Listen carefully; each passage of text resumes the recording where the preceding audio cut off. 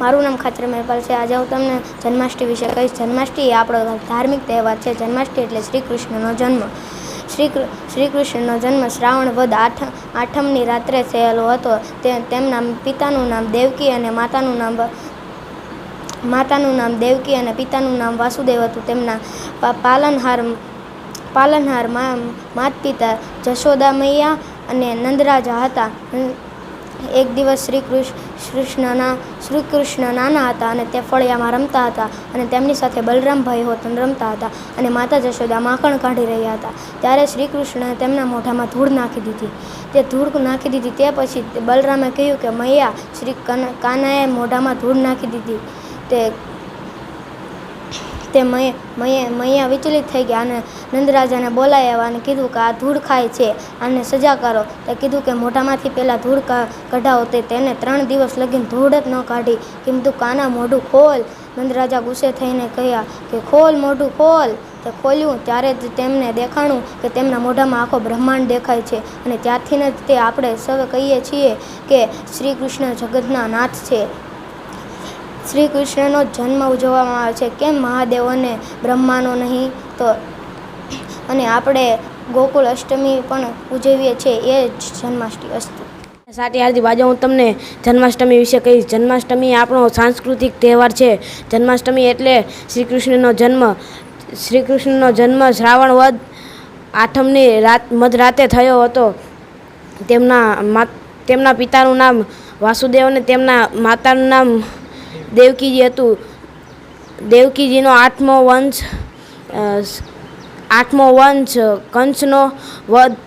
કંસનો નાશ કરશે આવી ભવિષ્યવાણી સાંભળવાથી કંસ ગભરાઈ ગયો અને તેને વાસુદેવ અને દેવકીજીને જેલમાં પૂરી દીધા હતા।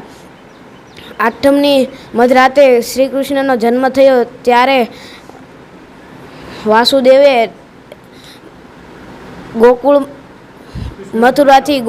કૃષ્ણને બચાવવા મથુરાથી ગોકુળ નંદરાજના ઘેર તેમને મૂકી આવ્યા અને સાથે યશોદાની દીકરીને પોતાની સાથે લઈ આવ્યા।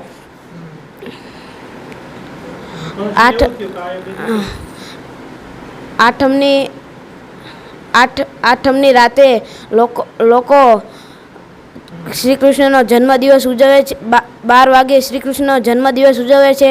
ગુલાલ ઉડાડે, નાચે ગાય, નંદ ઘેર નંદ ભયો જય કનૈયા લાલ કી આવું ગીત ગાય છે અને આઠમના દિવસે લોકો મેળા ભરાય તેવા ખૂબ મજાથી મેળો માણે છે। અસ્તુ।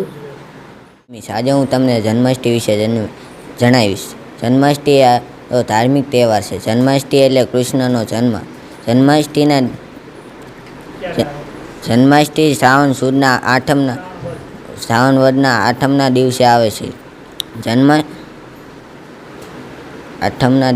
છે। દિવસે દ્વારકા અને મથુરામાં મંદિરો શણગારે છે અને 56 ભોગ ધરાવે છે। જન્માષ્ટમી દિવસે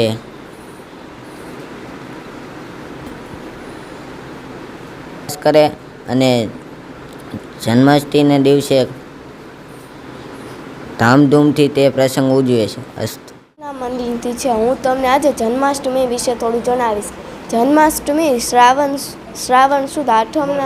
શ્રાવણ વદ આઠમના દિવસે ઉજવવામાં આવે છે। જન્માષ્ટમી એટલે શ્રી કૃષ્ણ ભગવાનનો જન્મદિવસ। જન્માષ્ટમીના દિવસે લોકો ધામધૂમથી આ તહેવાર ઉજવે છે। જન્માષ્ટમીના દિવસે અનેક ધાર્મિક સ્થળો પર આ તહેવાર ઉજવવામાં આવે છે। જન્માષ્ટમી એ આપણો ધાર્મિક તહેવાર છે। શ્રી કૃષ્ણ ભગવાનના પિતાનું નામ વાસુદેવ અને માતાનું નામ દેવકી હતું। શ્રી કૃષ્ણનો જન્મ મથુરાની જેલમાં થયો હતો। નામ કિરણ છે। આજે હું તમને જન્માષ્ટમી વિશે જણાવીશ। શ્રાવણ વદ આઠમના દિવસે જન્માષ્ટમી ઉજવવામાં આવે છે। શ્રાવણ વદ આઠમના દિવસે શ્રી કૃષ્ણ ભગવાનનો જન્મ મથુરાની જેલમાં થયો હતો। જન્માષ્ટમી આપણા ભારતમાં ખૂબ આનંદથી અને ઉલ્લાસથી ઉજવવામાં આવે છે। જન્માષ્ટમી કૃષ્ણ ભગવાનના પિતાનું નામ વાસુદેવ અને માતાનું નામ દેવકીજી છે। અસ્તુ। પ્રિયંજી છે। હું આજે જન્માષ્ટમી વિશે જણાવીશું. આપણા ધાર્મિક તહેવારમાંથી એક તહેવાર જન્માષ્ટમી છે, જે આપણા ભારતમાં ખૂબ આનંદથી મનાવવામાં આવે છે. અને આ તહેવાર જન્માષ્ટમી કાનાજીનો છે. તેમનો જન્મ થયો હતો જન્માષ્ટમીના દિવસે ગોકુળની જેલમાં, મથુરાની જેલમાં. નમસ્કાર, મારું નામ છે કવિરાધિકા. હું તમને આજે જન્માષ્ટમી વિશે થોડીક વાતચીત કરીશ. જન્માષ્ટમી એક આપણો હિન્દુ ધર્મનો તહેવાર છે. જન્માષ્ટમી શ્રાવણ વદ આઠમના દિવસે આવે છે. તે શ્રાવણ વદ આઠમની રાત્રે શ્રી કૃષ્ણનો જન્મ થયો હતો. તેથી શ્રાવણ વદ આઠમની રાત્રે તેને જન્માષ્ટમી કહેવામાં આવે છે.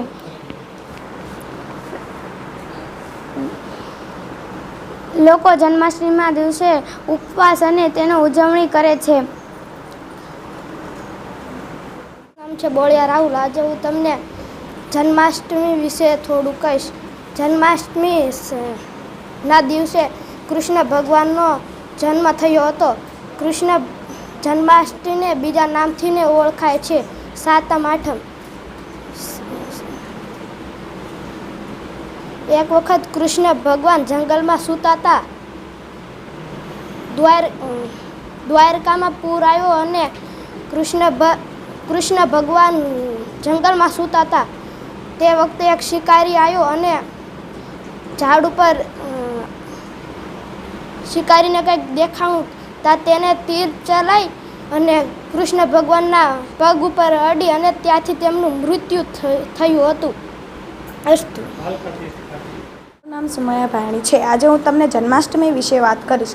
શ્રાવણ વદ આઠમના દિવસે મથુરાની જેલમાં કૃષ્ણ ભગવાનનો જન્મ થયો હતો, એટલે આપણે જન્માષ્ટમી ઉજવવામાં આવે છે. કૃષ્ણ ભગવાનની માતાનું નામ દેવકી અને પિતાનું નામ વાસુદેવ હતું. જન્માષ્ટમીના દિવસે બધા વ્રત રાખે છે, ઉપવાસ કરે છે અને આઠમના દિવસે રાત્રે મેળો પણ લાગે છે. લોકો એમાં જઈને ખૂબ મજા કરે છે. જન્માષ્ટમીના દિવસે સ્કૂલો અથવા ગમે તે જગ્યાએ જાહેર રજા પણ હોય છે અને ઘણા ગામ અથવા મંદિરમાં જન્માષ્ટમી ઉજવવામાં આવે છે. આપણા ભારતમાં જ નહીં પણ ઘણા એવા બીજા દેશો પણ છે જ્યાં જન્માષ્ટમીની ખૂબ પ્રથા પણ છે. એ લોકો પણ ખૂબ ઉજવે છે. આપણી ભારતની પ્રથાઓ બીજા દેશના લોકો પણ માને છે અને જન્માષ્ટમી સૌથી સારી મુંબઈમાં ઉજવવામાં આવે છે. અસ્તુ. હું ધોરણ 8માં અભ્યાસ કરું છું. આજે હું તમને જન્માષ્ટમી વિશે કહીશ. જન્માષ્ટમી તે આપણો ધાર્મિક તહેવાર છે. તે દિવસે કૃષ્ણ ભગવાનનો જન્મ થયો હતો. શ્રાવણ સુદ વદના આઠમના રાતે મથુરાની જેલમાં શ્રી કૃષ્ણનો જન્મ થયો હતો. તેમના પિતાનું નામ વસુદેવ અને માતાનું નામ દેવકી હતું.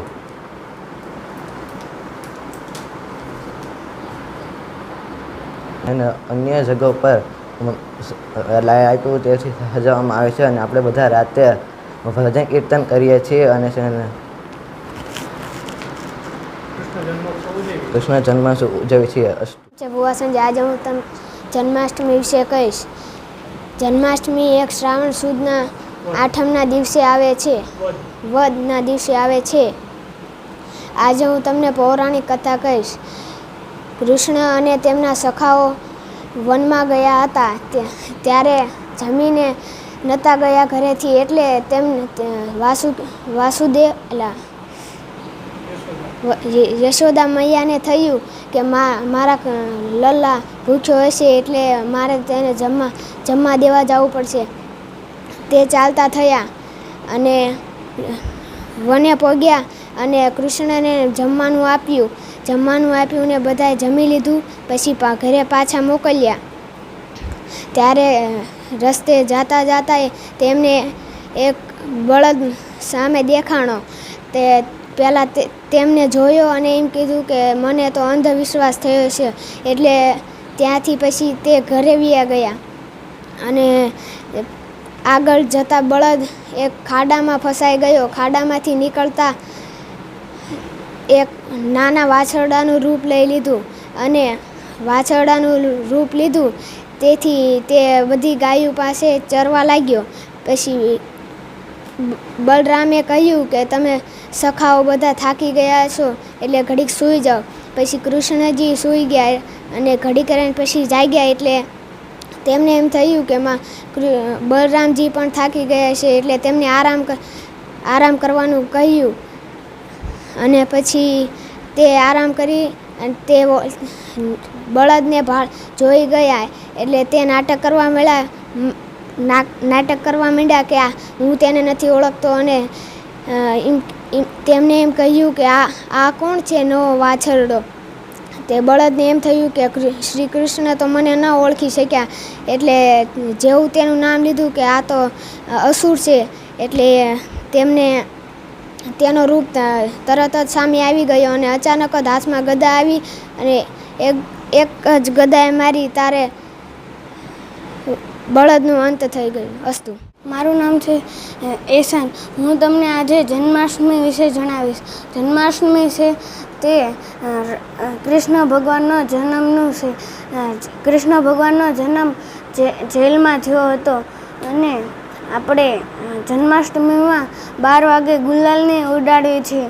અને શ્રી કૃષ્ણ ભગવાન નાના હતા ત્યારે તે ગાયોને ચરાવવા ગયા હતા એમના મિત્રો સાથે. ત્યારે તે દંડાથી અને દડાથી કંઈક રમતા હતા અને દડો નદીમાં વયો ગયો તો એના મિત્રો કહેવા માંડ્યા કે તે નદીમાં કાળિયો નાગ સાપ છે, તેનો ઝેર ફેલાયો છે, એમાં ન જા. તો તે કૃષ્ણ ભગવાન ગયા અને દડો લેવા ગયા તો કાળિયા નાગે એને કીધું, કાળિયા નાગે પકડાય અને શ્રી કૃષ્ણ ભગવાન છૂટીને એમ કીધું કે તું અહીંયાથી પાછો વળીને જઈશ તો તું આ મૂર્તિ બની જઈશ.